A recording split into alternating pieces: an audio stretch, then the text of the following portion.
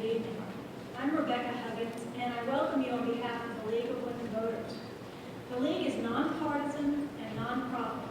It does not endorse or support candidates or parties. Since 1920, the League of Women Voters has worked to educate and inform voters. Membership is open to all men and women over the age of 18. The Lafayette League encourages informed and active participation in government. Our members work to increase understanding of public policy issues and to influence public policy through education and advocacy. We're proud to have as this evening's moderator, Scott Brasco. Scott is the Executive Director of Stoller Family Foundation and is a news and sports anchor on KATC TV3. Please welcome Scott Brasco.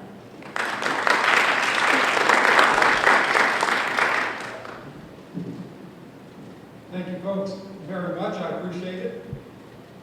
Welcome to the Candidate Forum from the Clinton Chenier Center. Tonight, we're going to give the public a glimpse of the candidates for the Lafayette Parish School Board. Now, we're delighted. We batted 1,000, 7%. All 7 invitations went out. They were all approved. They all came back in the yay. And so we're glad to have all of our candidates from districts 2, 3, and 4 with us tonight. Now, first, a bit of housekeeping. Visual aid. These things, please silence them or shut them off. I will try to lead by example. And, well, at least I tried. It's off for a second. Next up, these candidates, or these questions are brand new to our candidates. They have not seen them in advance. As much as they've called me, as much as they've tried to get their information in advance, they do not know these questions. They probably expect a number of them, but they have not been given the questions. Now, these questions are designed to give the candidate an opportunity to express his or her views.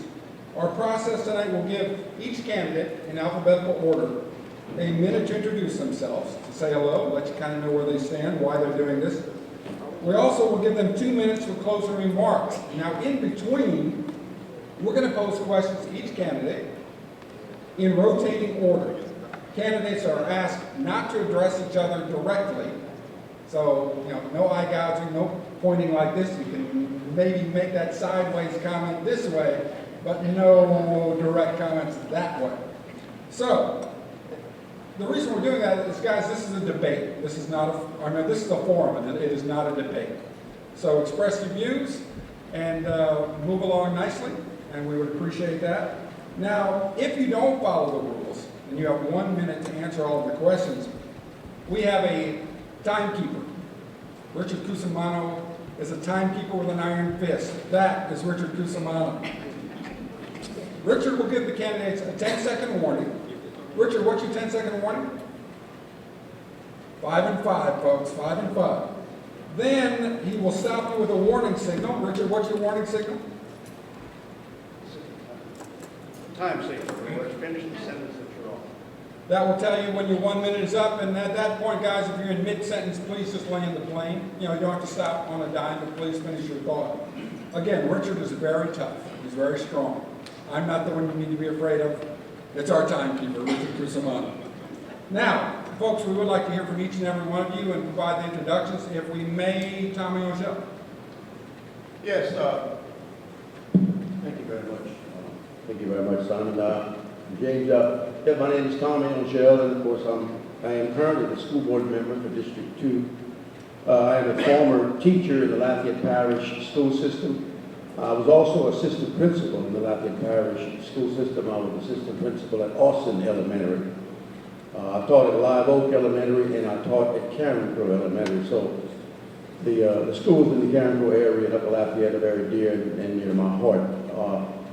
I'm asking for another term on the school board. I'd like to continue the work that we began, and I'd like to see to it that our students, graduate, a greater percentage of our students graduate from high school, B, a smaller percentage of our students drop out, and C, to decrease the achievement gap. Thank you. Mr. Chavis? Yes, my name is James Chavis. I am a retired teacher with the Lafayette Parish Schools with 20 years plus in Louisiana retirement system, change years out of state. I was educated, most of my college years were in Mississippi. And of course, I also attended UL and have certification in administrative supervision. I want to get involved. All my children attend public schools. As a matter of fact, all of them attend Northside High School, and all of them have advanced college degrees. I hope to bring to the table my experience in education as a devoted teacher, citizen, to change the achievement gap in our schools and by offering programs, extended school year, programs before, during, and after school, so we can improve the performance of students in our schools. Thank you. And our third candidate, Simon Mahan. Thank you. Good evening. My name is Simon Mahan. As you may be able to tell, I'm not originally from here. I grew up in a small town in Missouri, in the Ozarks, which is the town is about the same size as Karen Crow. I went to public school my whole life, K through 12, and then on in college at Missouri State University. After college, I moved to Washington, D.C. to be with my wife, and we lived there for about 4 years, and I was able to witness government dysfunction at its worst. We decided to move to the north side of Lafayette Parish just a few years ago because we were attracted to the area, and part of the reason is my Catholic faith. That's part of a very fundamental part of how I see the world and what I believe in. But what we need to look at going forward is not only improving the achievement gap, it's the question of how can we improve that achievement gap. And I think my experiences from being outside of the area can help achieve that. Thank you. All right, those are our three candidates from District 2. Now to District 3 and Elroy Broussard. Mr. Broussard. Good evening.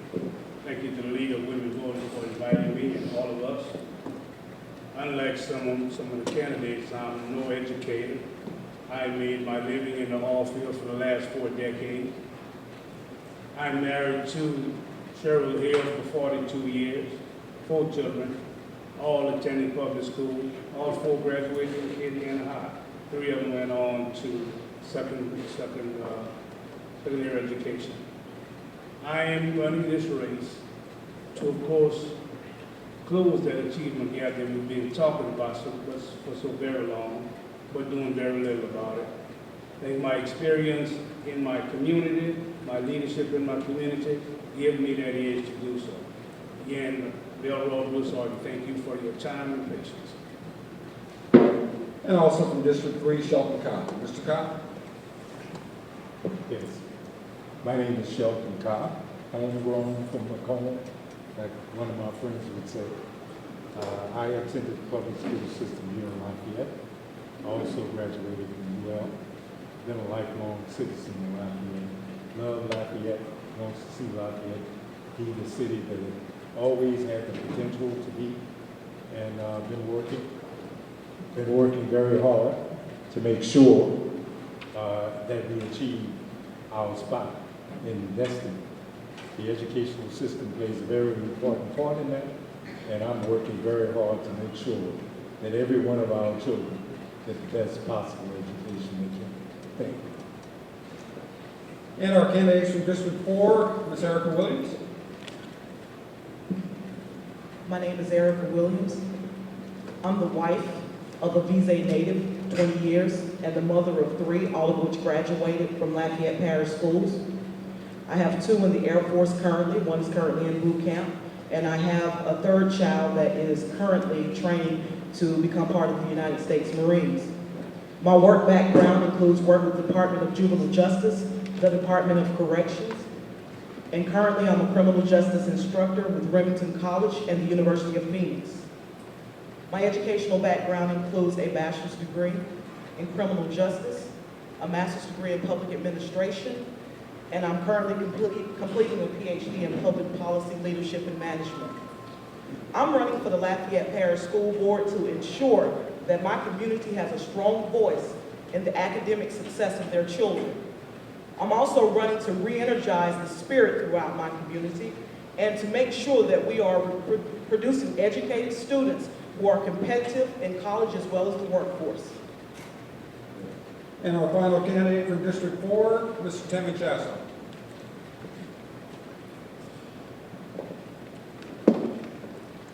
I'll keep this very short. Thank you for having me. My name is Timmy Chasson. I'm the District 4 representative. I appreciate the League of Women Voters inviting me to be here. I was born and raised in District 4. I actually live in District 4. And I will make it a point that at the end of this debate, it should be clear as to who we should choose as our District 4 representative. Very good. Thank you, Mr. Chasson. Now, folks, I will be asking you questions to answer, of course, and some of the questions will be different or be district specific. The different questions are all, though, on the same general topic. Now, the first question is for all of you, and we'll begin with Mr. Chavis. Many of our parish schools are old and some are overcrowded. How would you determine which geographical area or areas of the parish should have these school facilities needs met first?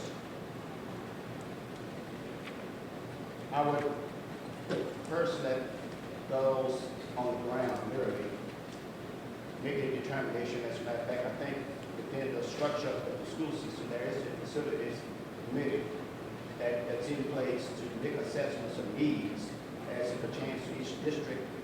And in my district, just thinking about it, there's a growth in Upper Lafayette that's coming, and I feel in a few years there will be additional needs for schools. And with the community input, I would also recommend that we possibly improve the facilities at Carrico Heights, either improve it or build another new facility with upgrade technology to serve the needs of the students. Very good. Thank you, Mr. Chavis. Mr. Angel, you get next up. Which facilities would need to be fixed first, and how would you decide? Unless there are extinguishing circumstances, I would rehabilitate the oldest facilities first. And I would do so with a possible dedicated, and I repeat, a dedicated tax for the purpose of construction of our facilities. It would have to be dedicated. It could not be used for any other purpose. And I think that we should, again, begin with the oldest structures first, unless other circumstances warrant something different. The growth, as he mentioned, is absolutely happening in this part of town. As I walk the streets, I see subdivisions that just 6 months ago were not even earth turned up, and now there are literally hundreds of houses going up. I understand there's another one behind Evangeline Downs that's going to be going up pretty soon. So I think we do need to think about the future and prepare for such. Thank you. Same question, the other end of the table, Ms. Williams. I think that when we're talking about the status of the school facilities, we need to pay very close attention to safety and security first. The buildings that we fix first need to be those where there is an issue with the safety and security of our children, faculty, and staff. I'm always an advocate for District 4, but on last Friday I took a tour of Milton Elementary, and what I saw at that school was deplorable. When it comes to the overcrowding in that area, we have to do something. It is difficult to maintain proper class sizes when we do not have the proper facilities to house these children. So when we're looking at the safety and security and the overcrowding issue in our school district, we need to take a holistic approach and not just look at the district that we're representing, but all of the districts. So getting outside of District 4 and having the availability to see other districts and other problems and situations that are occurring across the entire parish was very beneficial, and it was an eye-opener. School facilities needs, Mr. Chasso. I see a lot of people tapping their ears. Can everyone hear clearly? No? Let me see if I can talk a little louder. Does that help? Get off the stand and hold it. Can't hear. Is this a little better? Yes. Okay. When it comes to facilities, we have to start with the oldest schools first, then the schools that are bursting at the seams, and not in that particular order. Lafayette High is bursting at the seams. There's other schools that have overcrowding. We have to address those immediately. However, the problem is, when money was good, we could possibly look at addressing these issues. With charter schools coming in now, there's a huge issue that we're facing when it comes to money. There is no money. When the rest of these charter schools open up the rest of their grades and subsequently open up the rest of the charter schools, then we're going to be faced with more cuts. And yet still, we still have to build new schools. So although I hate the concept of a tax, we may have to actually look at it, but if possible, we will try to find another route so we can address these facility needs. Continuing the question, Mr. Shelton Cobb. I guess it's a well-known fact that the average age of our facilities are about 40-some years old. Sooner or later, we're going to have to face the fact that we're going to have to replace, renovate, or do some other reconditioning of facilities. What I found through studies that when we looked at buildings, some of the older buildings are better than the new ones that have just been built. So we need to look at every building and judge it on its own merit. We have some historical facilities here that are much better than the ones that have been built in the last 10 years. Therefore, I think we should pay heed to the study that was done by the parish school system, a group of citizens, in terms of what schools and what renovations should be done.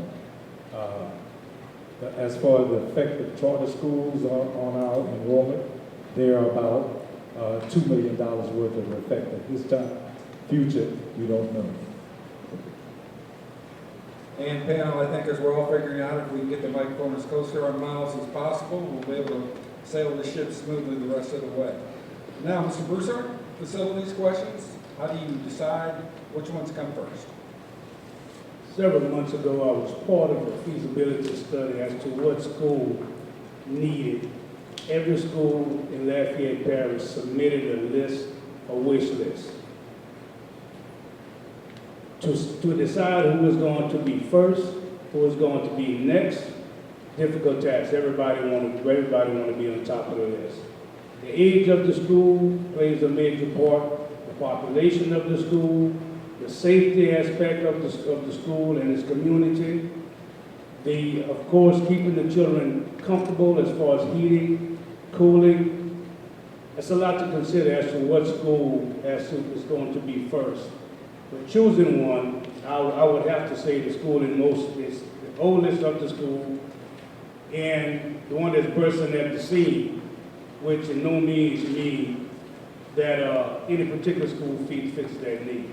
So just about all of them has a wish list, and we at one time want to honor that list. And our final respondent, Simon Mahan.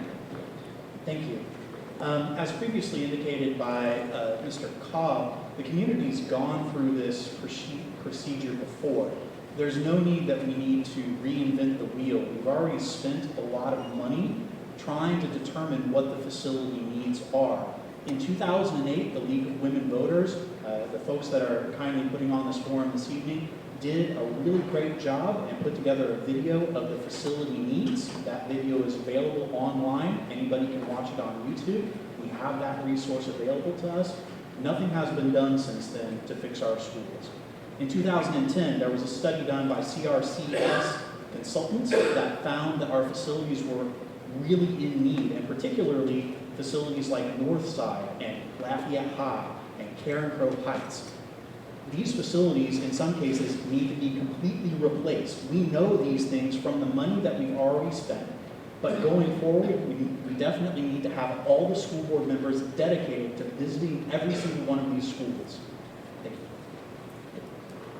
Don't rest for too long, Mr. Mahan, because you're next up on the next question. We gave you a chance to warm up, now you're ready to roll. Now, this question is also for all of you, and a couple of you maybe danced around or touched on it just a bit. Now's a chance to elaborate. how would you pay for improving the existing schools or building new schools?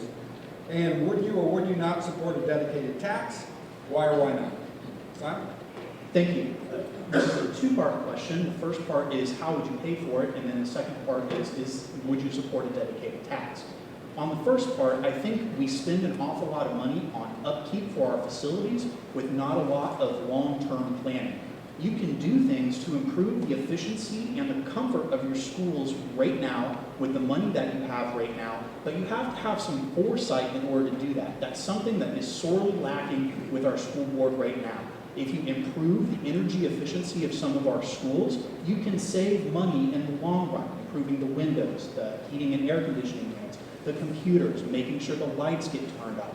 Very simple things that can be done right now at little to no cost. On the dedicated tax, I really need to see what the community thinks about such a tax. There's so much distrust right now with the school board. I don't want to rush into this, and I don't know for sure what that tax would look like. So I need to look at that a little bit more carefully and understand what the community wants before I make a decision. Mr. Broussard.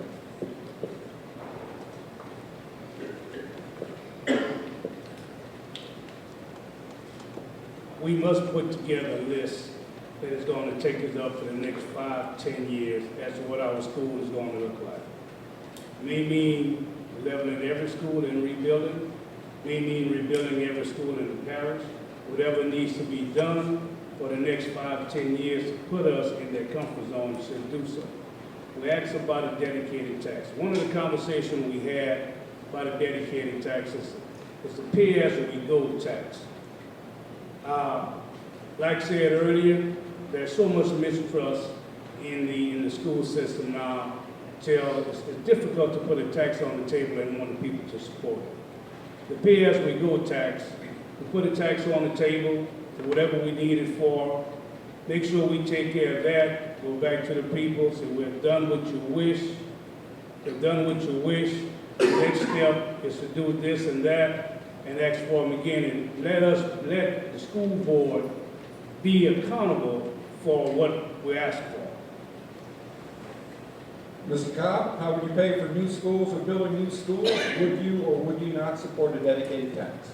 I think of the groups that have studied the school system and come up with a plan to replace the facilities, there was a means of paying for them, either through property tax, sales tax, and this group of people was a group of concerned citizens who volunteered their time to help us to develop a plan for our new schools or renovate the schools that we have.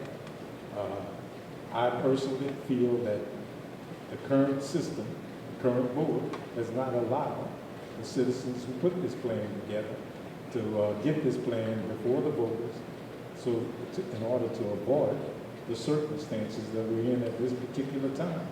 All of this could have been avoided by the board approving resolutions to either raise taxes by dedicated taxes or through property taxes. Mr. Shasson. You want to mention a faux pas word? Mention taxes. As far as how to pay it, about 4 years ago, I would say no, 100%. I would have to say no. With a budget in excess of $300 million, I would say to myself, well, we can do more with less. I'm almost positive. But in this current state that we're in, we may have to actually look at a tax. Now, this is something that a lot of people don't want to talk about. And I spoke with a gentleman who's pretty keen on these tax issues. The superintendent and I sat with the gentleman, and they told us that on a rainy day with birds in the sky, a tax would fail 55 to 45 in Lafayette Parish. This was before all of the petty argument back and forth. We're gonna have to restore some faith, and we're gonna have to look at it, because otherwise things will continue just as they have been. Ms. Williams. I think it would be totally unrealistic to say that there should not be any more taxes on our school system. The dedicated tax is going to be necessary if we want to continue to grow in our parish. I think that we do have to get to a point where our citizens trust the school board to do the right thing with the money that they're asking for. I think if we do a dedicated tax, we need to do short spurts of this tax. Maybe we'll do a 2-year tax, and I can show you exactly where your money is going. And you can go down the street and you can actually see the improvement taking place. I think that we have to start to rebuild the trust in our community, and I think that people will pay for quality. If our graduation rates start to go up, if our school district starts to improve, I think people will begin to pay for quality. But we've got to step up as a unit, and we've got to show you that we're working in your best interest. And the other end of the table, Tommy Orgel. First off, let me say that we're not doing nothing about our schools and the improvements of our schools. We spent several $1 million this year. Part of it at Northside High School, and one of the things which I was very pleased to see is that we installed insulated windows, thereby reducing our costs of maintaining the air conditioning and the heating in that system. We're enlarging schools in the Youngsville area where there's, again, they're bursting at the seams. And we're also doing some work at Lafayette High School, as well as all of the schools, but those are some of the major ones. Yes, we have two methods, two ways in which I see we can pay for building new facilities or expanding existing facilities.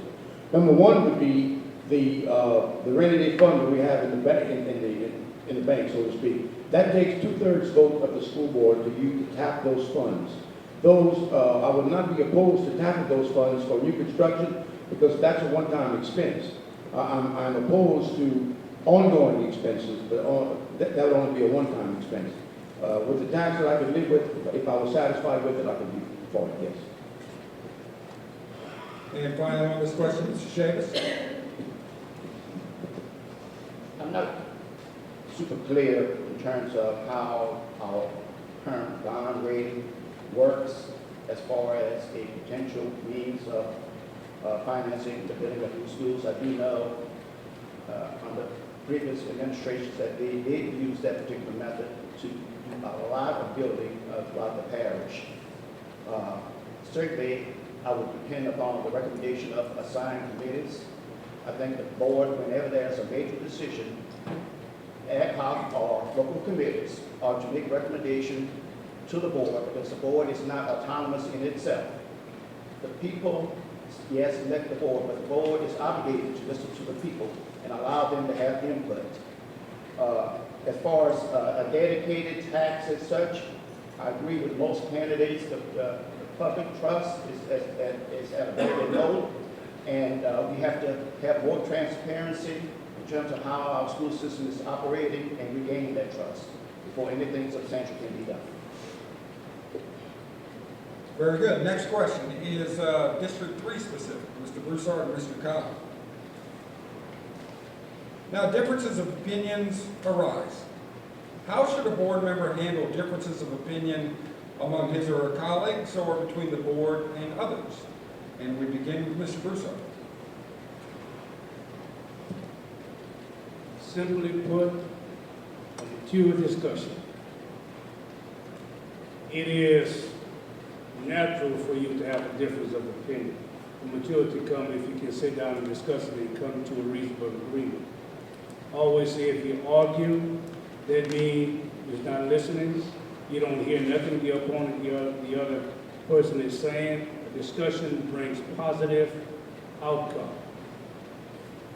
Everyone sits at the table, brings something to the table.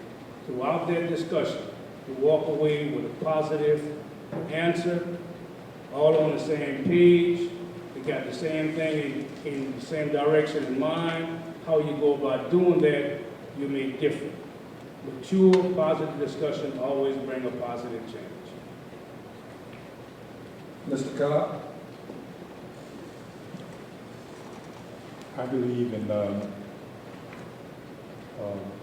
honest discussion in terms of resolving problems that exist, not only in the school system, but throughout our community. Throughout my lifetime, I've always been part of discussions that were fruitful and serious. in my estimation, the most serious concern that we have in our community are our children. And we don't have time to waste disagreeing or we're concerning ourselves about how we're going to agree. Because I think the agreement is that we all should be working toward the betterment of our children and the result will be the betterment of our community. Along those same lines, this question's for District 4, Mrs. Chasson and then Ms. Williams. Please describe your experience with conflict resolution and consensus building.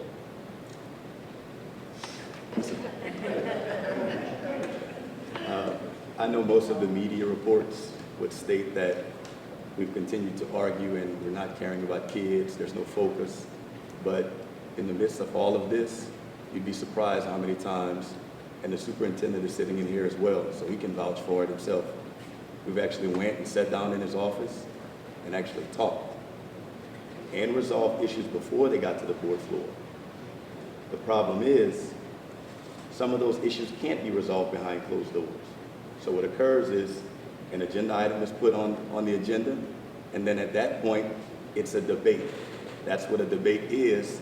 It's an intellectual argument. And we've disagreed, various board members have disagreed amongst each other, but at the same time, you still vote. It's a democracy, majority wins, and that's the way decisions are made on the school board. Ms. Williams. I think that I've had the most conflict resolution in my career. I worked for the Department of Juvenile Justice where I dealt with some of the most challenged children in North Atlanta, those that have committed heinous crimes against the community. I moved forward to work with the Department of Corrections in which I dealt with adults that have committed some of the most heinous crimes against the community. Under the rehabilitation model, my plan was to go out and try to make sure that these individuals could maintain life within the community, as well as for my children that they can maintain life in their homeschool setting, dealing with boards, dealing with the school system, dealing with people in the communities to make sure that you're not afraid of your neighbors. Dealing with these type of things, you have to have a collaborative effort where you work with many people. Everybody is not on the same page. It is your job to make sure that you are an advocate for these people and you are able to form good working relationships. I've had many years of experience of making that happen. And taking that just a bit further for District 2, when strong divisions are formed over issues, what problem-solving capabilities would be useful to assist the school board in coming to agreement? Mr. Angel, we will begin with you. Thank you very much. If I could digress and talk about conflict resolution, I've been married for almost 50 years. That makes me get out of the I think that disagreement, debate, differences of opinion, I think those are healthy topics. And I think that discussion, if I were to use one word, it would be discussion. But we need to discuss the issue, express our differences, express our likeness or opposition to various issues, and do it in a gentlemanly-like, ladylike manner. But debate and discussion, I think, in general, is healthy. Thank you. Mr. Sheamus? In talking to some of the voters in different districts, as well as my district, they're ready for change. The sick and tired, of a ball that goes round and around and basically make no progress. They're ready for change. They want to put the students first, and not personal agenda here and there, going in all directions other than the needs of the students. This is what I'm going to bring to the table. A focused mind and training on the needs of the students, of all students, especially students that are at the very bottom, the poor, those who are in the lower end of the achievement gap. So it's time for a new day. The voters are ready. I'm ready to step up, give me a chance, and I will make a difference. And Mr. Mahan. Thank you. I think the key problem that we have has been a lack of respect. A lot of the board members, all the board members have been newly elected to their position. The teachers are professionals. The parents have a strong stake in what happens in their school. And when you stop having respect for another human being, when you look at them as an opponent, they support this or their last name is that, that's where you start to have the bickering and the troubles. Debate is healthy. Mr. Angel is right. Debate is healthy when you're talking about policy issues, but not when you're bringing in personal politics and skeletons. When things have gotten so bad that you have lost respect for professionals and for elected officials, it's time to bring in an outside voice, perhaps a third party, to bring a little bit more clarity and a willingness and that respect that's desperately needed. Thank you, Mr. Mahan. Our next question is for all of you, and then we'll begin on that end of the table with Mr. Cobb. If budget cuts must be made in the general fund, how will you determine where to trim and what programs to preserve?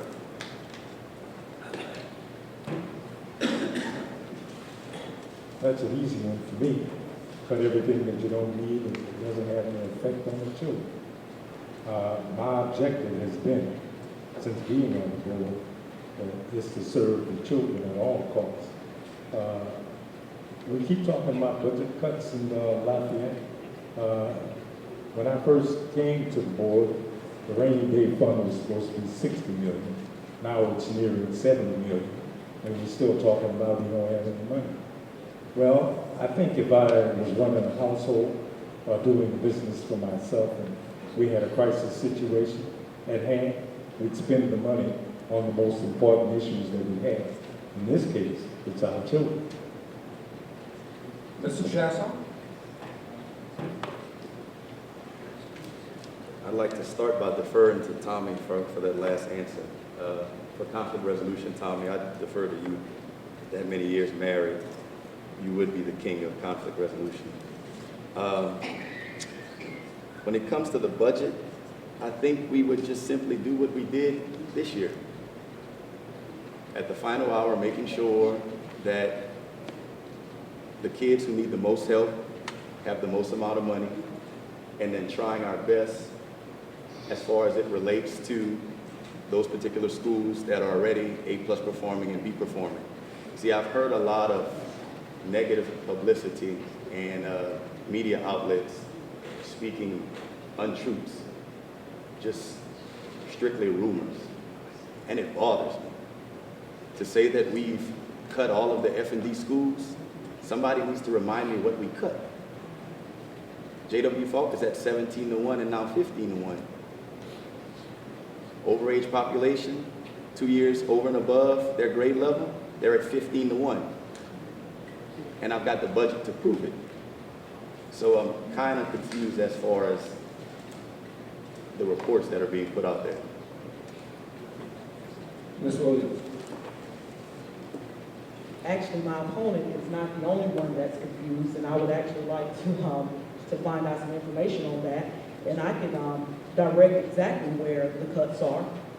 9 assistant principals out of DNF schools, 4 deans of students, 5.5 counselors, 20 regular education teachers, 9 special education teachers, 1 school nurse, and 10 in-school suspension facilitators. That's where the numbers are. Those are out of DNF schools. 58.5 positions total. Out of A, B, and C schools, 17.5 positions total. That's where the numbers are. These are cuts coming out of schools that we are trying to turn around. These are cuts coming out of schools in our district. These are cuts that affect our children directly. And these are cuts that we cannot make if we are in charge of representing a district that is already falling behind in the achievement gap. I can tell you where the numbers are coming from. We have to stop playing with the educational future of our children because they will be the ones running our communities. Resetting the question with Mr. Angel, if budget cuts must be made in the general fund, how will you determine where to trim and what programs to preserve?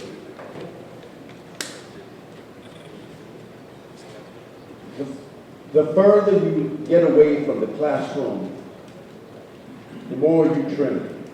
You trim from the classroom outward. Learning, most of our learning, if not all, takes place in and around the classroom. So when you start to trim, you must leave the classroom intact as much as possible. You also need as someone else mentioned, you also need to make sure that your at-risk students are afforded a smaller class ratio, teacher-pupil ratio than your not at-risk students. In a nutshell, I would trim that which does not work, and I would not cut that which works. Thank you. Mr. Shiggs? I think putting the needs of the student first should be first and foremost as it relates to services, facilities, teachers, administrators, etc. But as I speak, this present school board has yet, and this is approaching mid-October, to resolve an ongoing budget issue. People are saying they're basically dysfunctional from the present administration on down, and they're ready for change. So I would bring to the table a new vision, a new way of doing things, putting the student first, being professional as I present different programs, always include committees to make recommendations to the board. The board is not autonomous. It has, in its provision, committees and ad hoc committees to make recommendations so they can work out the kinks, and then the board can act upon it. Mr. Manning?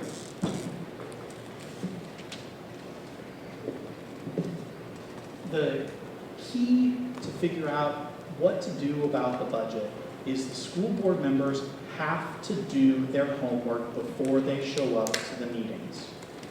They have to understand what items are on the agenda, specifically who they're going to be impacting, and what effect their votes are going to be having on our schools and our school children. In my opinion, that does not happen. A lot of the time, many of the school board members show up to the meeting, find out what's on the agenda, and then start asking general questions that should have been asked beforehand for teachers, for administrators, for parents. They need to be able to get information from all the stakeholders involved in our schools before they get to the meeting so that they can make a good decision. We have to trust our parents and our teachers to make suggestions. But finally, the number one thing that we need to cut is the school board budget itself. When we spend thousands of dollars on travel, that's unjust. And Mr. Broussard? School board budget should be looked at as household budget. When your salary is on a decline, you don't have the money to do the perks that you've done before, you cut it. We must keep the things we need, cut the perks. Like Ms. Angel said, we start in the classroom and work outward.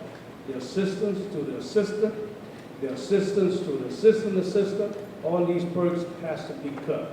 After all of these cuts and these we've got the things we need to maintain the quality of education, especially in our schools that are having problems, especially in those.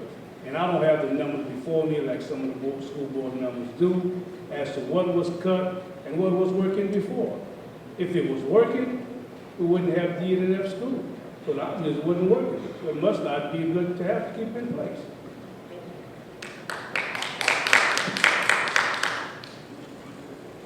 Question number 5, we'll begin at the other end with you, Mr. Chasson. What do you see as the role of charter schools in public education in Lafayette Parish? And under what conditions would you approve additional charter schools for the parish?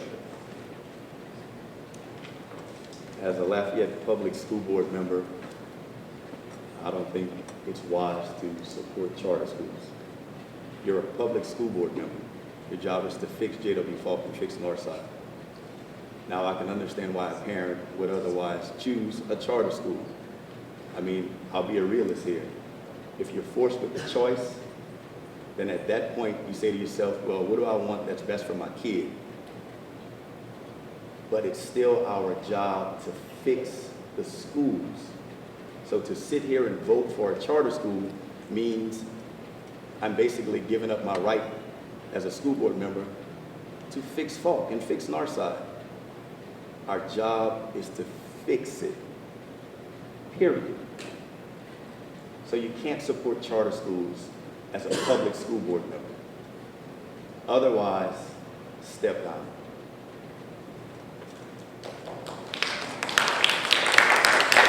Thank you, Cobb. Sorry, Ms. Williams. We'll go to Mr. Cobb for our second response. Well, we will get to you, Ms. Williams, I promise.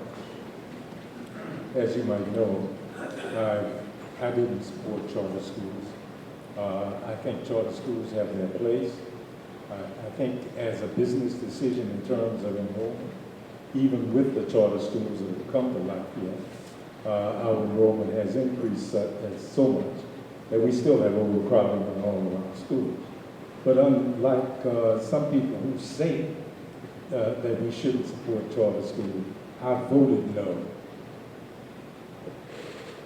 Mr. Broussard.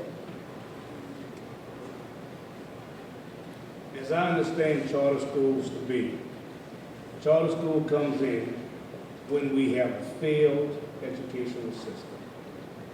Simply thinking, simply keeping that in mind, the charter school, if I was involved in that decision making, should have come in and be housed at Falk, and then be most prep, Alice Boucher, all the failed schools. I think it is unheard of to have a school come in to have public funds for private education. I would applaud any parent who wanted the best for their child in education. But at this point, charter school does not benefit the needs of my community. I applaud them for doing a good job if they're successful at the end. But I think they should have come in, taken some of the 40% of the failed school students into the school if they want to make an impact in our community. Resetting our question, what do you see as the role of charter schools in public education in Lafayette Parish, and under what conditions would you approve additional charter schools for the parish? Mr. Mahan. Thank you.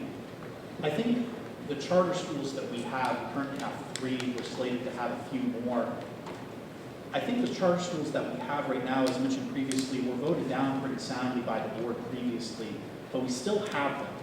And the reason why is because folks in Baton Rouge thought it would be better to go ahead and have the charter schools here anyway. So in my opinion, the charter schools were inevitable regardless of what the school board members want or desire, or however their opinion is on that matter. But the real issue is the parents left. The parents are gone from our public schools. They are going to a charter public school for some reason. We need to find out why that happened and do our best to advocate for our public schools. The best way to advocate for our public schools is by removing the petty politics that we've got in our school board right now and making sure that people know that very good things are going on there so that they can have a real choice. Mr. Chavis. The original idea behind charter schools was to allow innovative teaching for students who may have difficult learning situations. However, big corporations from out of state have stepped in. It's a money-making deal. And certainly, the question is, are they better than public schools or not? It's still up in the air. The presence of charter schools in Lafayette Parish, yes, the board voted not to have it, but we have an administration that is out of sync, out of step, out of gear with the school board wishes, the people that who are members of the community that they were elected to serve. That's why it is important that we have, in the process of selecting a superintendent, that we, for the most part, dot our I's, cross our T's, and make sure this particular person is in line with the vision of the community and act accordingly. Mr. Angel.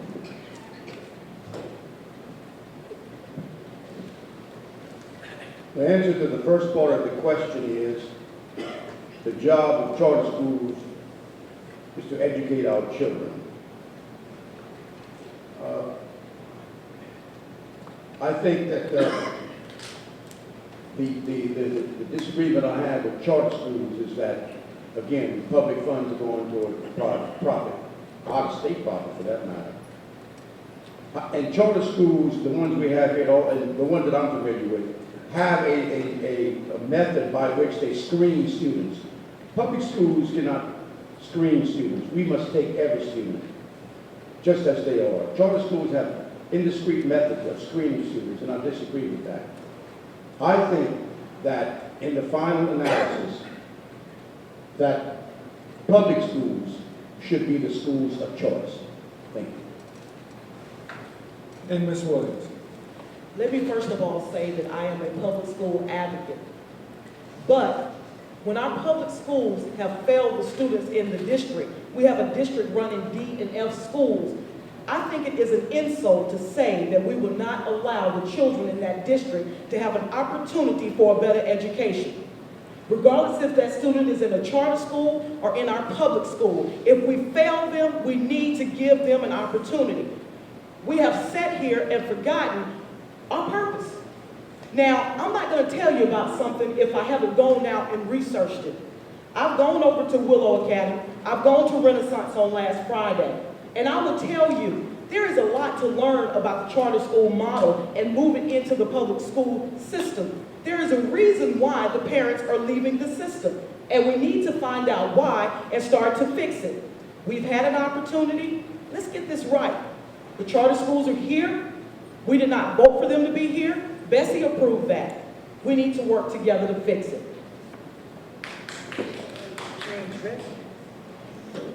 Ms. Williams, we'll give you a second to catch your breath, but not much time, because you'll be first up on the next one. This question is for all of you as well. How are the roles of a school board member and a superintendent different? And what's an ideal relationship between a school board member and the superintendent? I'm going to just say that the superintendent is my CEO. He is my CEO. If I hire a superintendent to do a job, I expect for him to come in and have a vision to lead my educational community. And I'm going to step back and allow him to lead the educational community. He has the expertise to educate. I'm coming in as an outsider, and the others on the board are outsiders. We're a policy-making body.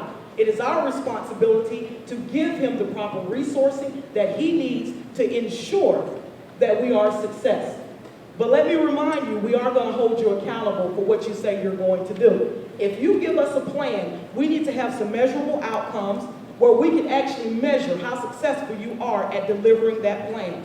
And that's what I will hold him to make sure that he is doing his job to educate our children and he is held accountable for what he's doing. Will we jump to the other end of the table, Mr. Angel?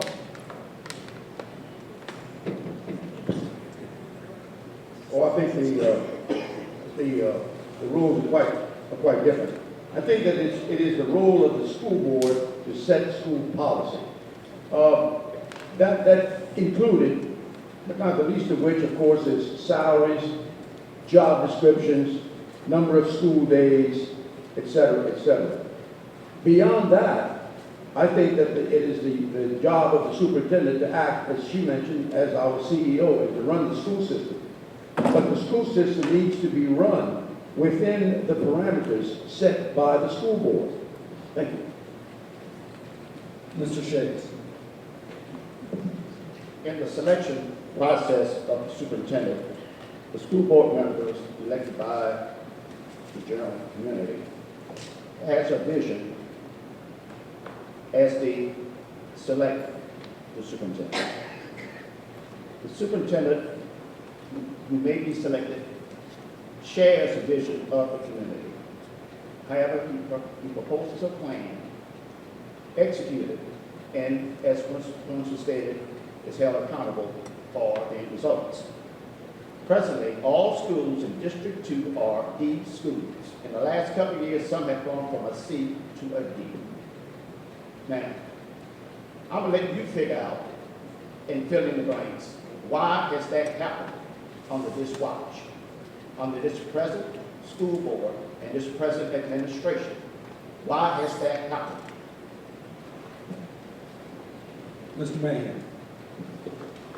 Let me provide another analogy, as perhaps a civics analogy. The superintendent is meant to be more like the president, whereas the school board is supposed to be a legislative body, like Congress. And it's very similar, the dysfunction that we've seen in Washington, D.C., that we're also seeing here locally as well. And that is indicative of folks that can't get along with one another for the betterment of, in Washington, for the betterment of our country, and here for the betterment of our kids. That's the function. That's how the roles are meant to be divided and put together. But again, the key part here is going to be respect. Recognizing that he, as a superintendent, needs a certain amount of respect and authority, but also responsibility. And at the same time, recognizing I, as a school board member, would also be responsible for my actions as well.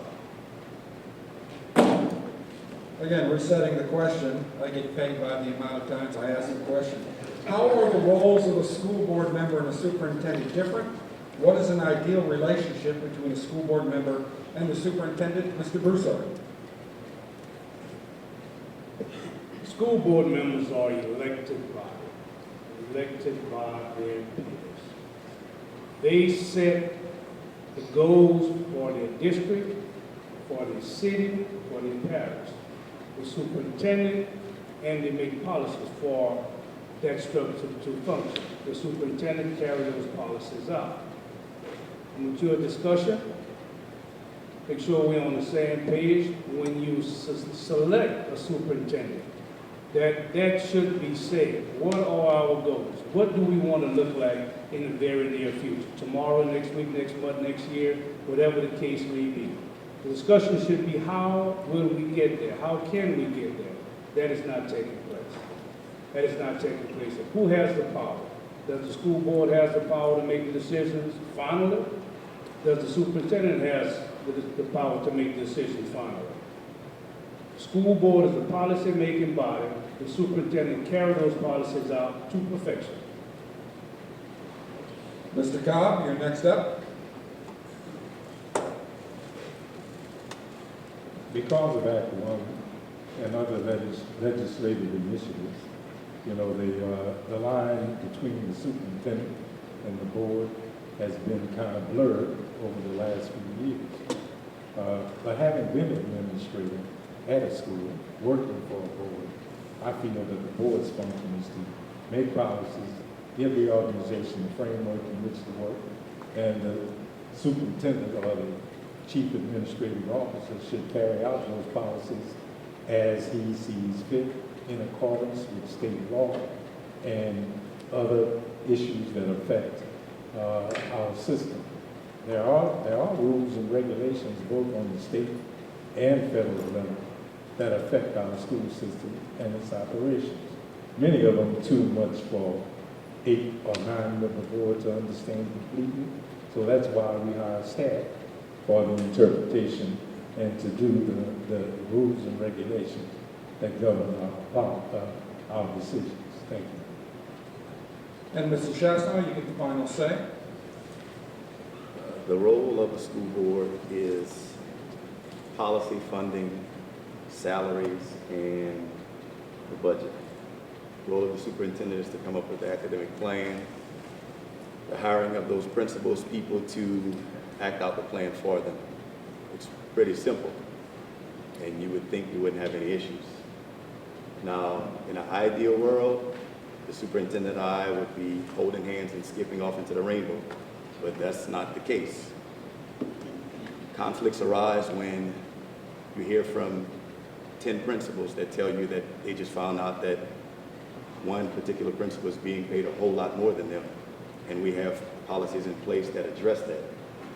When you hear from teachers that are pretty darn upset because they're hearing about their possible 2002 sales tax being taken away from them.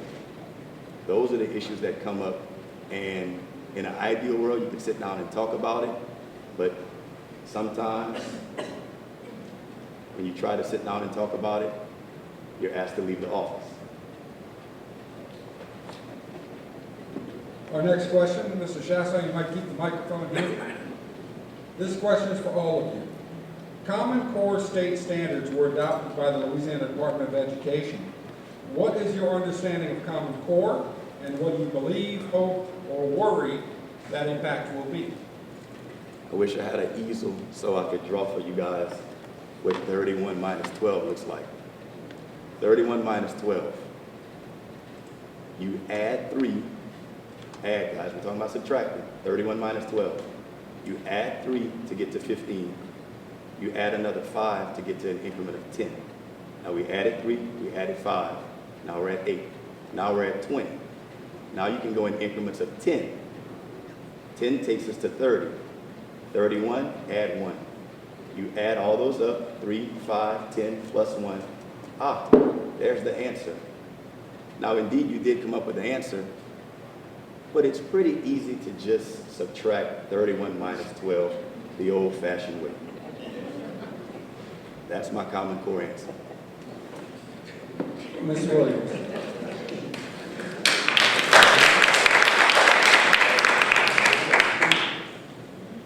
Common Core, the initial reasoning for Common Core in order to provide a more rigorous curriculum for our students was right on. Anything that's going to be something that is going to put our students in a position of being competitive, I'm all for it. However, the implementation of Common Core was a disaster. The implementation across all 50 states in all socioeconomic backgrounds, the implementation needed some more policy-making time. I think that Common Core should have been a pilot program. They should have selected a group or a city and ran a pilot program that had a diverse socioeconomic background and rolled it out there first, and at least did a 2-year study to a 3-year study to see exactly how Common Core, the rollout of Common Core would take hold. I think that it is very complex. I'm finishing a PhD and still having trouble adding problems. Mr. Shakes. I thought government initiative as far as Common Core is concerned was to set a playing level field where all schools in all states are basically following the same rules as far as achievement.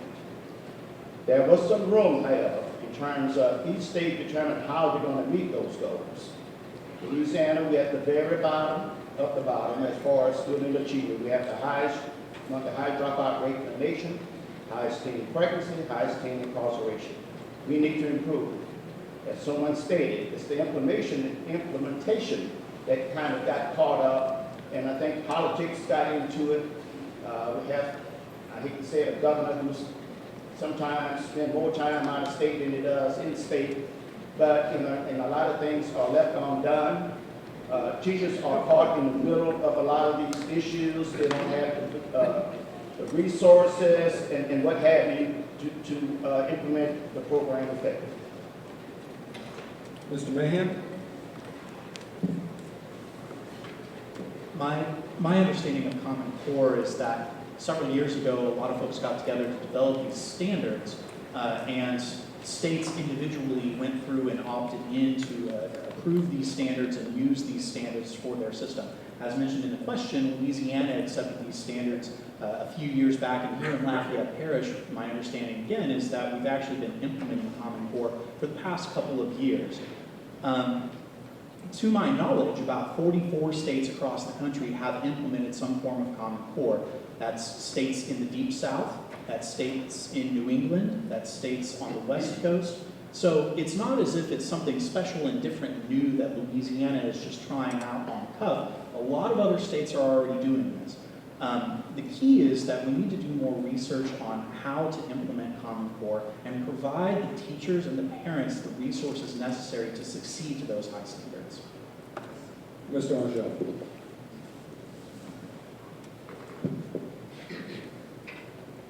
While there are some parts of Common Core that are productive and I think worth looking into and worth actually performing, the concept of Common Core is the nationalization of education, and I am opposed to that. We are a country comprised of 50 states, and all of the states in our country have different needs and wants and priorities. And not only that, but within our state, in this particular state, we have 64 parishes, and each of those parishes has different and needs that need to be met. To nationalize the educational system, I think, is a mistake. Resetting the question for you, Mr. Cobb. Common Core state standards were adopted by the Louisiana Department of Education. What's your understanding of Common Core, and what do you believe, hope, or worry that Common Core will be? Well, as I appreciate Common Core, it was an effort to bring about a standard on the national scene, as well as on the state scene, that all of us can live by. If we all rule ourselves in different ways, then we all come out with different styles of government.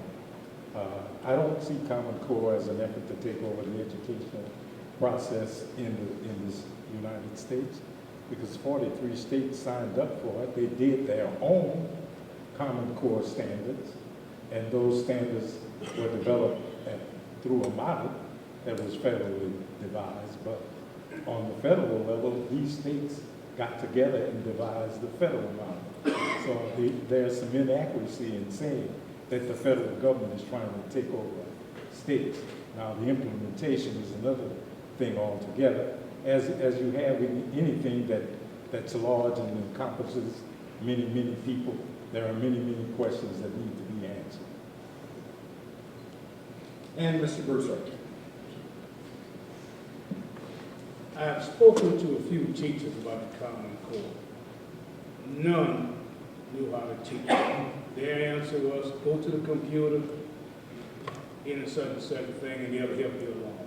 If we can't teach it, how can the students learn?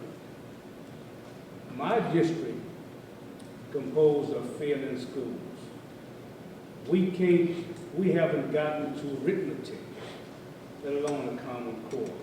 It's great somewhere down the road if everybody would understand it and do Common Core, it's fine. We haven't gotten to that yet. We need to take steps at a time to achieve the goal that we want to achieve. We cannot ask a third grader to do fifth grade work when we haven't taught them third grade work. We all learn differently. We need to start at the very beginning to teach our children the basics before we can go on to the next level. Only 20% of the children in our parish would achieve that goal. Thank you, Mr. Broussard. Question number 8, and Mr. Chavis, and then Mr. Mahan, you'll be 1, 2. Mr. Chavis, what would you do to improve teacher recruitment and retention?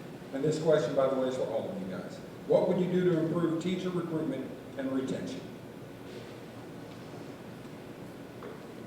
I think by treating teachers as professionals, it's a very important part of the retention and recruitment, paying them a decent wage salary as well, and also creating a work environment that is conducive to teaching that at times seems as though presently is at a loss. I get some feedback from teachers that they are not comfortable in their work environment at present. For reasons that I can't quite put my finger on it, they are not very happy at this moment. That is not good for teachers, and that's not good for students. So therefore, I would look into trying to provide a conducive environment for teaching that would allow teachers to be more creative. Principals, I think, need to stand back a little bit, set the goal that we want the teacher to get there, but leave the teachers alone and let them decide how they want to get those students to that point. Thank you. Mr. Mahan? This question is born out of the fact that we've lost a lot of teachers over the past couple of years, either through retirement or they've simply left the system. And I think at least a portion of the reasoning for that happening is because the teachers are anxious. They are nervous about their jobs. If they don't feel secure in their jobs because either they don't feel that their opinions matter, or if they think that their payment is going to be at risk, either because of school board budget cuts or because the dedicated sales tax for teachers' pay is going to be dabbled with, that makes teachers nervous. And when you're nervous in the workforce, you try to look for other options, and that's completely their right. But what we need to do is we need to provide some stability for the teachers, to stop the bickering, to bring some sense and sensibility back to the school board itself, and to better improve communication. Let them know that their opinions matter and that we want to hear from them. I want to hear from you. So if you have any problems right now, please feel free to get in touch with me.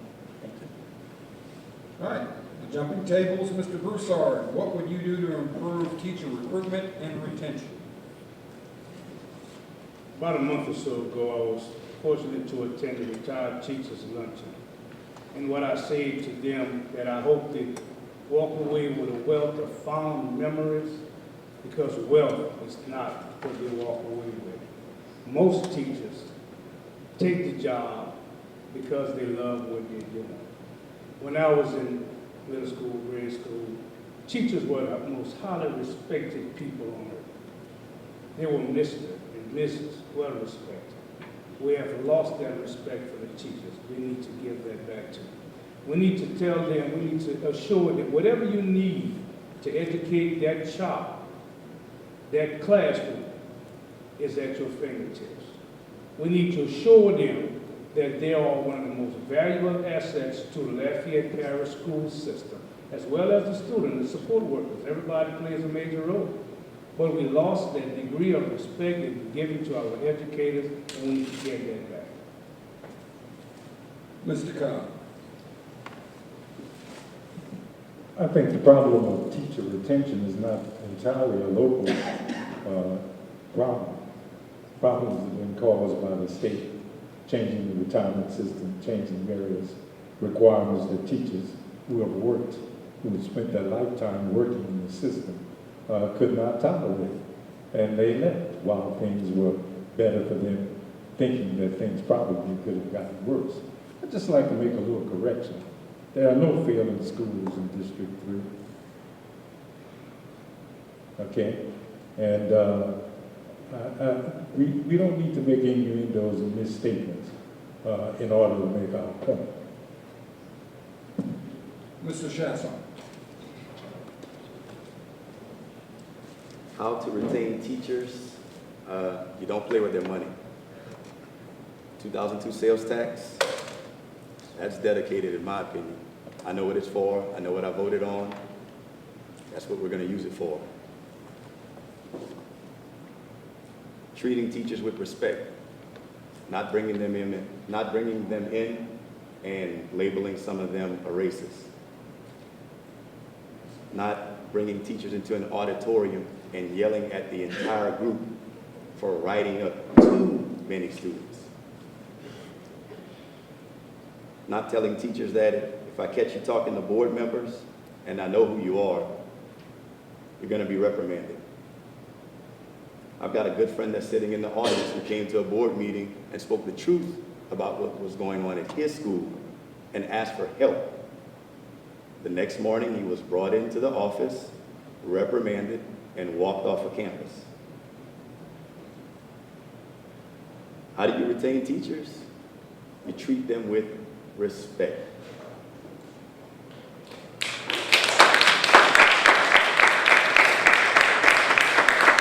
And Ms. Williams? I think that November the 4th is a very important date for us because we are going to have the opportunity to start fresh. So in starting fresh, I would like to see an open door policy where teachers are able to voice their concerns and not be afraid of retaliation in the workplace. That's a start. The next thing is we do have to protect teacher pay. It is very important that we pay them well for the jobs they are doing. I've worked with the Department of Juvenile Justice. I've dealt with a lot of youth, and I know that that is a difficult task. That is a difficult task, so we appreciate that. Also, we want teachers to take ownership of the vision of Lafayette Parish. We want to make sure that they know that they are a trusted and a needed part of making this vision work. And we also want to praise our teachers openly. It is nothing like praising someone openly for a job well done. And I think that there are a lot of teachers that have done great jobs in our community, and we don't know about enough of them. So I think that we need to start appreciating and praising openly. And last one on this question, Mr. Angel. What would you do to improve teacher recruitment and retention? First of all, if I were to ask the question, I would put retention first and recruitment second.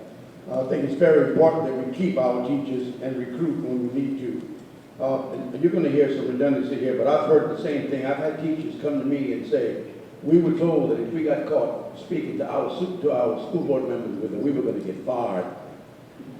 That is restriction of freedom of speech. And I think there is no place in our school system or any system to restrict freedom of speech. I think our teachers should be treated as professionals, as the professionals that they really are. They should never be spoken down to. They should never be reprimanded in public. It should be done one-on-one with the principal or whomever is in charge of that. And I think that we need to give our teachers all of the tools that we could possibly give, and to have all of the facilities that we could possibly create to have a good learning environment. Thank you.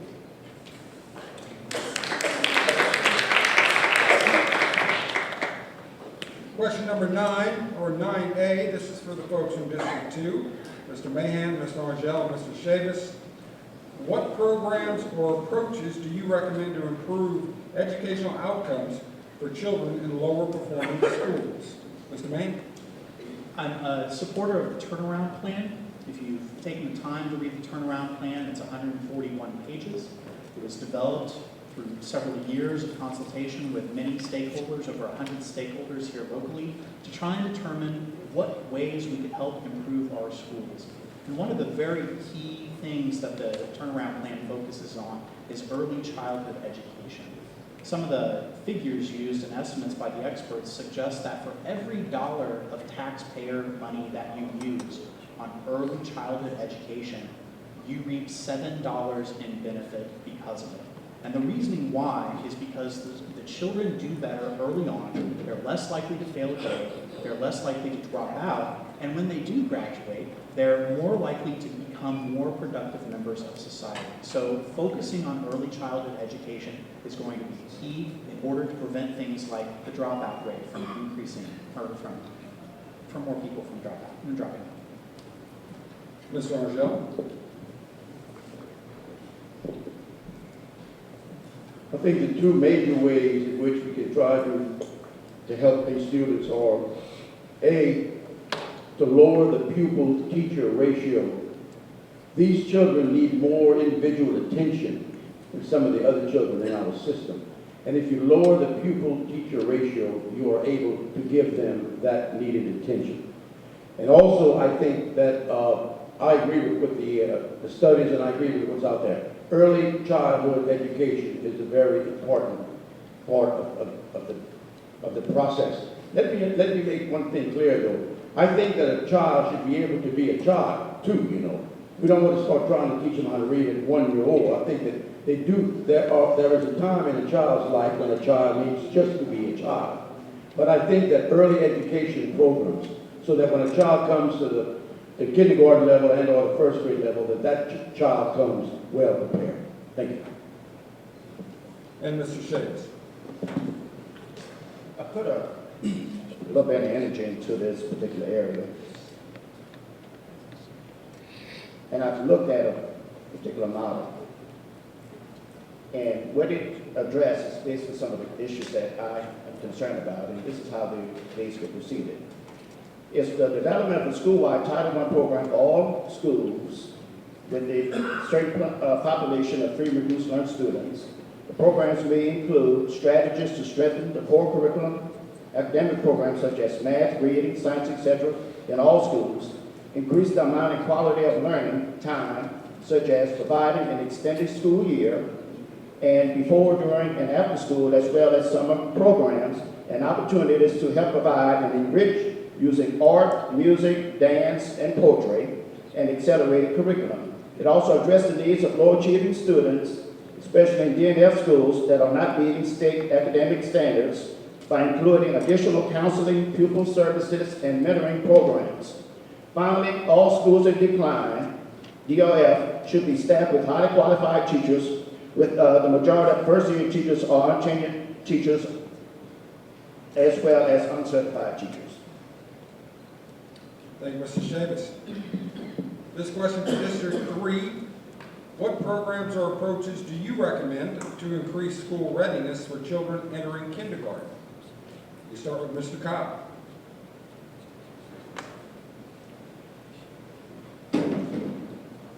There's an effort underfoot right now between the school board and some community agencies to work with children who come to them at a younger age. Early childhood development is the key to all this stuff. We need to get the kids into an education and training program as soon as possible.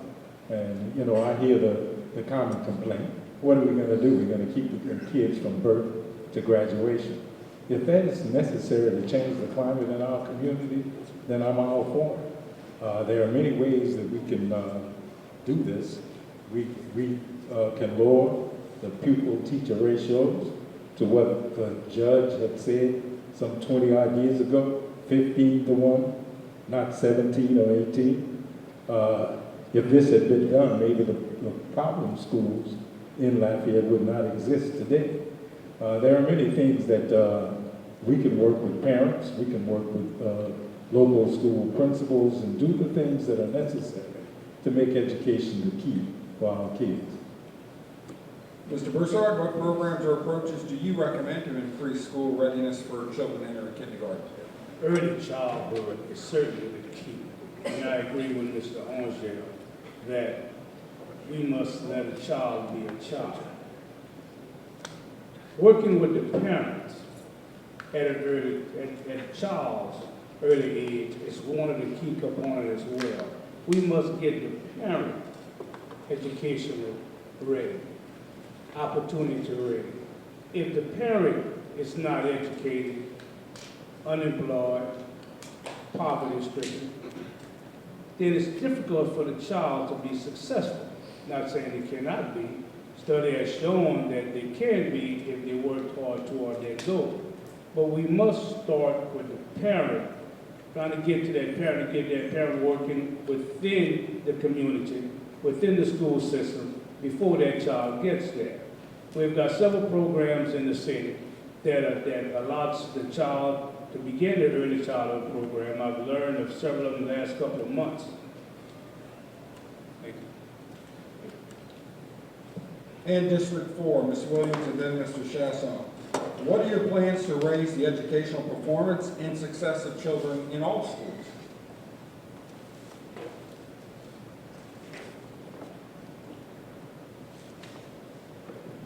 Let me first of all start in my district. I've heard a lot of people talking about children in poverty, but let me bring this home for you. Because if you've never worked with a child in poverty, or you haven't lived or experienced poverty, you may not know exactly what we're talking about. It may be a financial thing. But children entering preschool, children entering kindergarten, first grade, some of the traits that they possess is poor nutrition, chaotic family environment, poor health and growth, physical and neglect abuse, school readiness deficits, low birth weight, and emotional neglect. Those are just a few of the characteristics.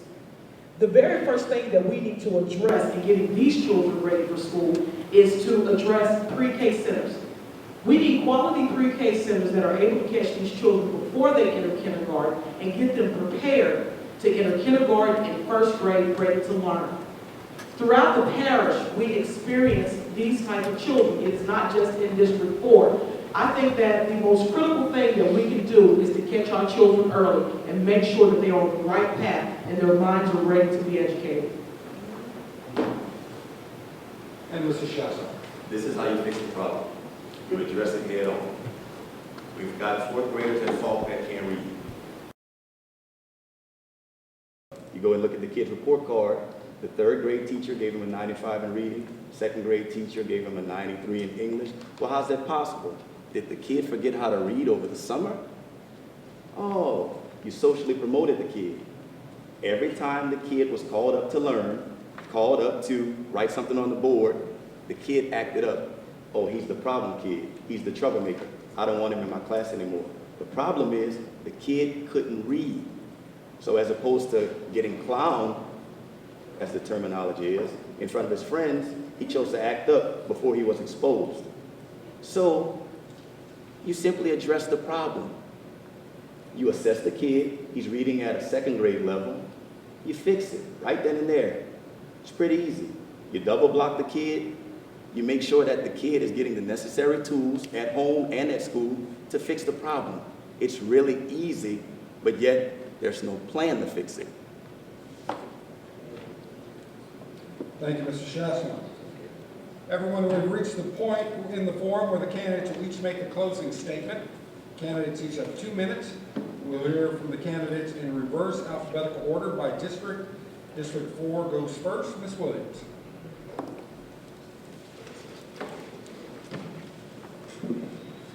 Nelson Mandela once said, "Education is the most powerful weapon which you can use to change the world."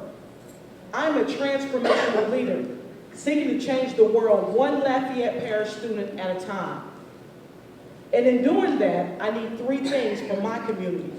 Number 1, I need your vote on November the 4th. Number 2, I'm going to be asking for your talents and skills, because the same energy you see outside every morning at those street corners is the same energy that I'm going to have when I come knock on your door and say, now it's time for change. Let's move. And the last thing I need is your prayers and support. One thing that I know about great leaders is that they have people behind them supporting and praying for them. And that's something that I'm definitely going to need. This community has been divided for too long. It is time for us to unify, and it is time for us to start to become one community with one educational goal in mind, and to make sure that we are educating our students. Together, we will arm our students with the best education that Lafayette Parish has to offer. Thank you very much, and good night. Thank you, Ms. Williams. Mr. Chasson. I'm going to take my time to use my closing comments to address something that was said earlier. I'm sure I'm going to get an article written about me tomorrow, or maybe Wednesday, but I have to. There's something called the Independent, and my opponent has taken the time to use, I guess, the data that the Independent put out to make the statement when it concerns the budget. Now, I can address the budget head on because I was actually at the budget meetings. I voted on the budget, and you can't argue with the numbers. See, the numbers state that, and this is my actual budget from the actual budget hearings. Resource sped, the state is at 27-1. Me, Tommy Angel, made sure that it's at 20-1. That's what Lafayette said. Mild moderate, state's at 16-1. We're at 12-1. For combo, 20-1. We're at 12-1. Autism, 4-1. Emotionally disturbed, 8-1. Severe profound, 6-1. I didn't even plan on talking about this. In addition to the 20-1, we funded half of the appeals. See, what an appeal is a principal decides, hey, I really need one more teacher. And we funded half of those. So in addition to the fact that we're that much lower than the state allowable, 27-1 and 20-1 now, we funded half of those, so they have extra teachers. When it comes to Northside, I don't know what my opponent is reading, the Independent, but I'm looking at LPSS budget. Counselors, 9.5, we're back to policy. Northside would have lost an assistant principal, but we didn't lose an assistant principal. They're still there. Acadian Middle would have lost 1.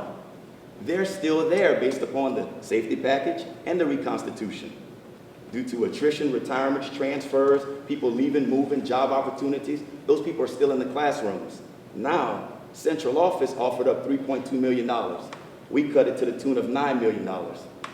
We lowered that to $7 million. You're not directly involved with kids, yet still it's a valuable service? Okay.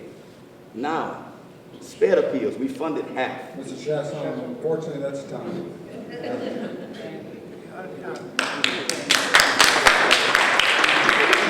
I'll stay afterwards if anyone would like to hear the actual truth of the actual budget.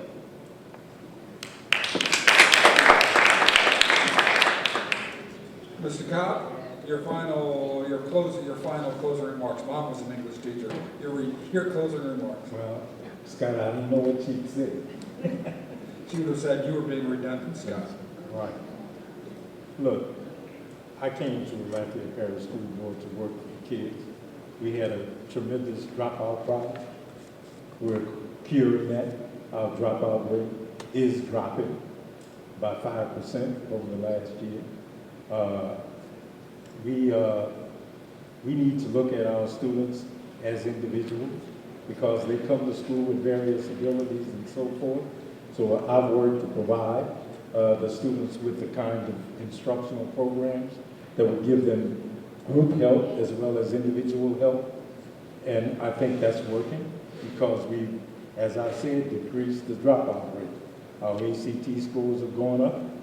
A, B, and C school numbers have increased. Our kids are performing better as cohorts. That is, those people who start in the first grade are graduating now with that class. Moss Prep has been established. Some people call it a prison. I've gone to Moss Prep and I've seen that programs are working. We work with young people to try to reprogram them to adjust to the everyday rigors of school. And I think we owe that to our students, and we need to decrease the dropout rate. I've also worked in my tenure as a board member to involve you and the community in schools. My opponent served on one of those committees as one of my appointees. We're open to bringing everyone who's interested in furthering the education of our students in to whatever endeavor or whatever facet of the educational program that Lafayette has to offer, and we invite you to come in as well. Mr. Brousseau. Again, my name is Elroy Brousseau, and I'm a candidate for Lafayette Parish School Board District 3. What I bring to the table is the ability to bridge that gap between the community, the school, the businesses, the parents, the students don't want to be the teacher. They are professional within themselves. I don't want to be the principal. They're doing the job. I just want to be that person who brings everything together. The old cliche is that if we save one, we are successful. That's not true. Your task is incomplete. We must work to change that save one attitude. My opponent is right. There's no failing schools in District 3. How many of you would accept a D when your child comes home? Yeah. Done a good job. Any? If a D is acceptable, then we are successful. I'm working to change that. Get the student what they need to be successful. Get the teacher what they need to be successful. Work within our community. Try to bring our children a little bit closer. In District 3, our students go to so many different schools. A family of 4 would have a student in 4 different schools. A parent can't do that. You can't be part of the program. First, you don't have transportation. You can't get to the programs that are there to support their child. But yet they label as unfit parents. They just can't do it. Working to get that solved. Bring our children a little bit closer. Bring more family-oriented school system to our district. That's what we need. Thank you. On November 4th, please go out and vote.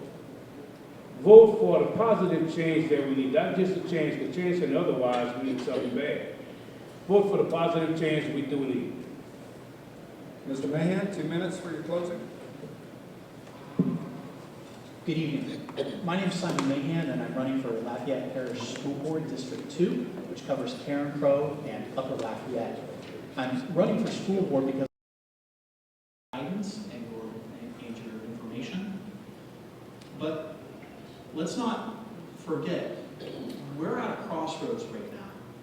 We have a real crisis coming down. If we don't get our house in order here in Lafayette, Baton Rouge is waiting at the doorstep. Think about that. If you want your schools to be run locally, we need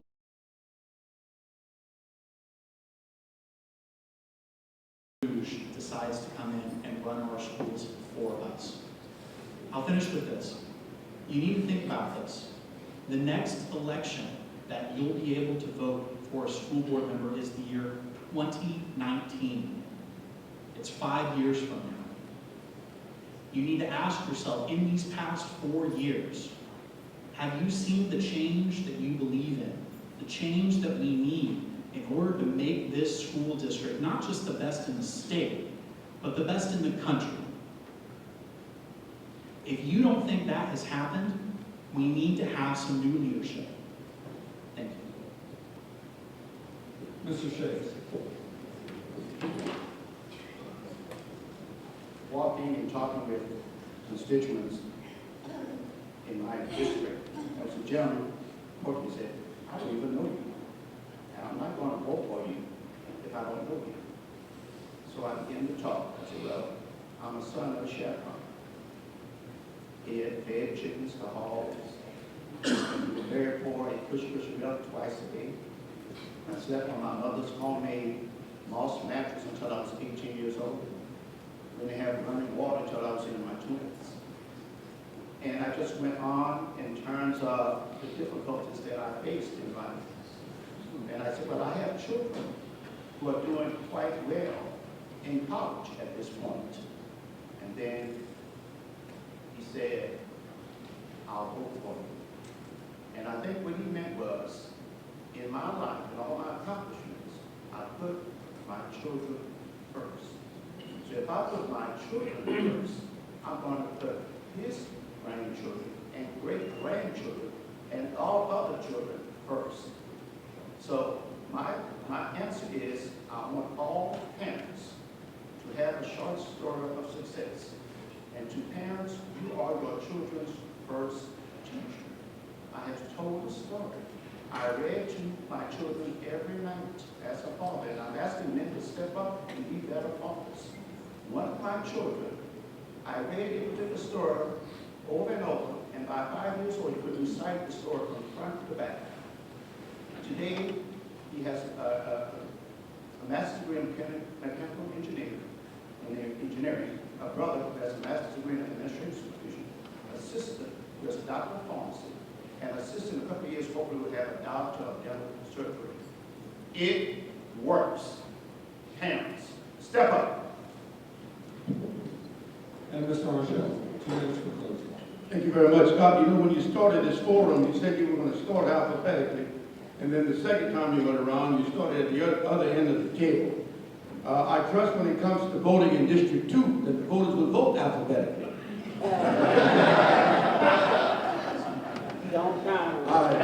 I am Tommy O'Gell. I am the current school board member for District 2. I think I bring a unique vision to work with our people, not only the citizens of Lafayette Parish, but our elected officials. We need to work more closely with our elected officials, especially as it relates to homes that are being built and the rise of the population and what we need to do with respect to our schools. I have a bachelor's degree, a master's degree in educational specialist in education and administration. I'm a veteran of the United States Army. I spent 18 months in Korea. I know discipline. I'm a former teacher at Karen Crow Middle, former assistant principal at Austin Elementary. I'm a member of the Veterans of Foreign Wars. I'm also a member of the Karen Crow War Veterans. I was also very instrumental in our public library that I'm very proud of that we built in Karen Crow.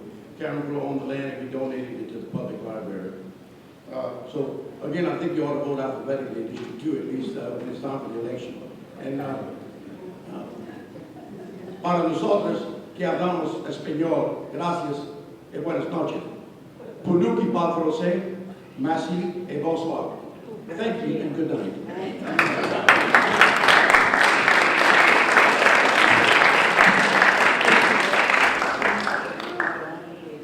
Thank you, candidates. Good luck with each and every one of your campaigns. Now, all of you, we appreciate you guys coming. A round of applause for Richard Cusimano, our timekeeper.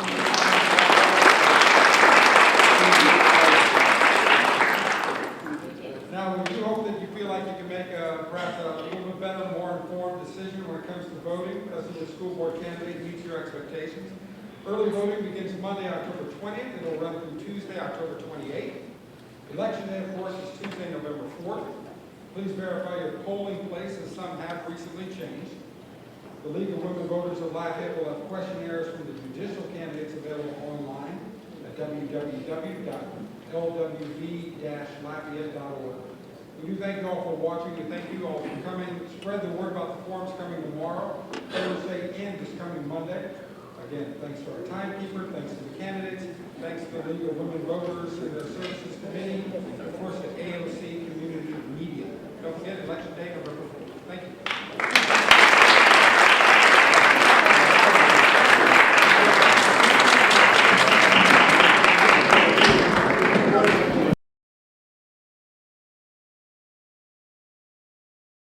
The preceding program was made possible in part with production assistance provided by AOC Community Media.